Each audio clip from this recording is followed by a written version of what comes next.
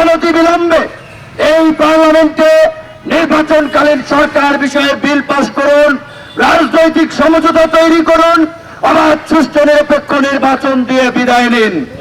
এইভাবে আপনারা টিকতে পারবেন না। আমার একটা ভয় হয়, আশঙ্কা হয়, সরকার যেটা বলে এই শীত ওঠে কিনা সেটি আমরা জানি না, সন্দেহ আছে। এত দুর্বল, এত অসুস্থ সরকার, শীত টিকে কিনা সন্দেহ আছে।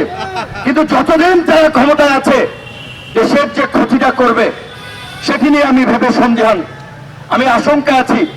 এই মন্ত্রিসভায় শেয়ার বাজারের 3 জন আছেন, 12 জন সংসদ সদস্য আছেন। এমনিতেই শেয়ার বাজার কয়েক দফা লুটপাট করেছেন। আবার এই শেয়ার বাজারের লুটেরারা প্রধানমন্ত্রীর উপদেষ্টা পদেও বহাল আছেন। কাজে এইবার যে অর্থনীতির অবস্থা, নতুন করে আবার কোন লুটপাটের মহোৎসব করে সেটি নিয়ে আমি শঙ্কায় আছি। আপনারা একটা বিষয় লক্ষ্য করেছেন, বিভিন্ন বুদ্ধিজীবী, বিভিন্ন আন্তর্জাতিক সংগঠন, দেশ, তারা যে তথ্য বিবৃতি দিচ্ছে, সাক্ষাৎকার দিচ্ছে, তাতে তারা বলছে যে এই নির্বাচনে ভোটের হার 5 থেকে 7% বেশি পড়ে নাই। তাহলে কি হচ্ছে? 93% মানুষ এই নির্বাচন প্রত্যাখ্যান করেছে। আপনারা চিন্তা করেন, তাহলে যেখানে 93% মানুষ এই নির্বাচন প্রত্যাখ্যান করেছে, এই জনবিচ্ছিন্ন সরকারকে ওই পার্লামেন্টে বসতে দেওয়া হবে না।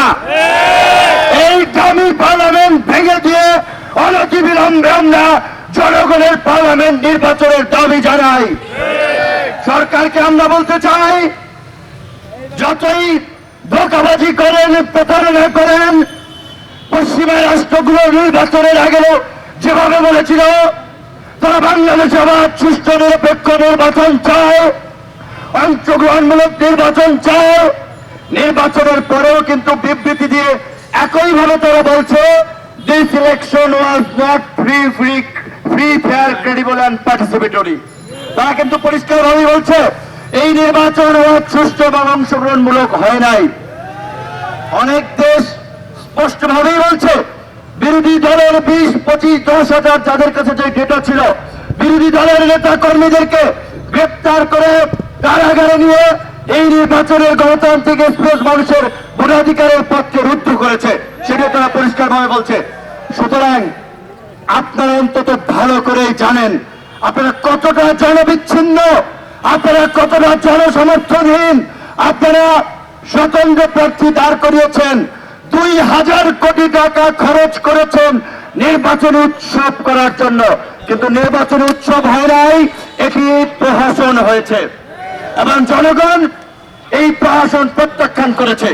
আমাদের পরিষ্কার কথা, এখনো সরকারকে বলবো, আপনাদের শুভ বুদ্ধির উদয় হোক।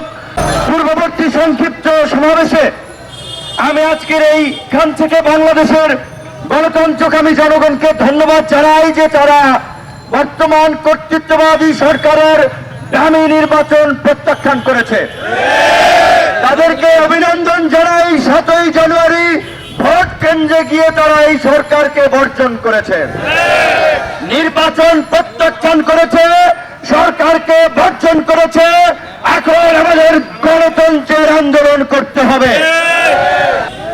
আমি শঙ্কায় আছি এইভাবে যে মানুষকে তারা কিভাবে ভুল ব্যাখ্যা দিচ্ছে, উন্নয়নের গোয়েবলসের থিওরি গেলাচ্ছে। আপনারা দেখেছেন পদ্মা সেতু হয়েছে, মেট্রো রেল হয়েছে, নিশ্চয়ই এটি সরকারের ভালো কাজ। স্বৈরাচার ফ্যাসিস্ট সরকার যাই বলে না কেন, এটা বলতে হবে পদ্মা সেতু, মেট্রো রেল খারাপ সরকারের ভালো কাজ। কিন্তু বিপরীত চিত্র, অন্তর্নিহিত তাৎপর্যটা কি? 10,000 কোটি টাকার পদ্মা সেতু ব্যয় বাড়াতে বাড়াতে 40,000 কোটি টাকায় নিয়ে গেছে। মেট্রো রেল আমাদের প্রতিবেশী দেশ ভারত সহ বিভিন্ন দেশে যে ব্যয় হয়েছে তার চেয়ে দ্বিগুণ ব্যয় করেছে মেট্রো রেলে। আরো শুনবেন, 33,000 টাকা দিয়ে ধরেন এই আপনার মেট্রো রেল করেছে, আরো 33,000 কোটি টাকা পদ্মা সেতুতে খরচ তারা করেছে। আর কিছুদিন আগে সিপিডি, একটা বেসরকারি গবেষণা প্রতিষ্ঠান, তারা বলেছে ব্যাংক থেকে এই লুটেরা মাফিয়া সরকার 92,000 কোটি টাকা লুটপাট করেছে। তাহলে 92,000 কোটি টাকা দিয়ে 3টা পদ্মা সেতু করা যেত, 92,000 কোটি টাকা দিয়ে এই রকমের মেট্রো রেলের মতো আরো 3 এরিয়া বানানো যেত।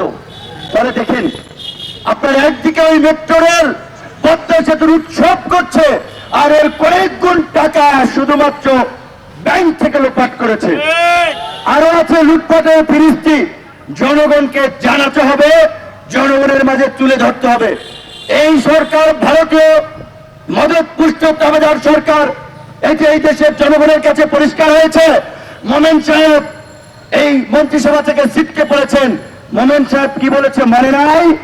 স্বামী স্ত্রীর সম্পর্ক ভারতের সাথে। আমি ভারতবর্ষের সরকারকে বলে এসেছি ক্ষমতায় রাখার জন্য। আমাদের ওবায়দুল কাদের স্বয়ং নিজে বলেছে তলে তলে দিল্লির সাথে আমাদের আপোষ হয়ে গেছে, দিল্লি আছে আমরা আছি, ওবায়দুল কাদের বলেছেন। তো এই দিল্লির দাবেদার সরকার দিল্লির দাদা বাবুদেরকে ঘুষ দেওয়ার জন্য আদানি গ্রুপের সাথে 1600 মেগাওয়াটের যে বিদ্যুৎ কেন্দ্রের চুক্তি করেছে, সেই চুক্তির মধ্য দিয়ে 1,26,000 কোটি টাকা লোপাটের জন্য ঘুষ দেবে আদানিকে। 1,26,000 কোটি টাকা, যা দিয়ে অন্তত আপনার প্রায় 4টা মেট্রো রেল, 4টা পদ্মা সেতু করা সম্ভব।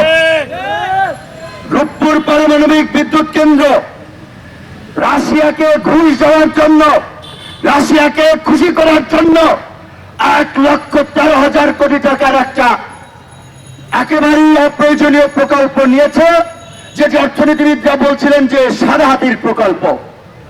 এইভাবে তারা লুটপাটের সুযোগ দিয়ে দেশকে বিপন্ন করে, দেশের স্বাধীনতা সার্বভৌমত্বকে বিপন্ন করে গণতন্ত্রকে নির্বাসনের প্রার্থী আজকে ক্ষমতায় আছে।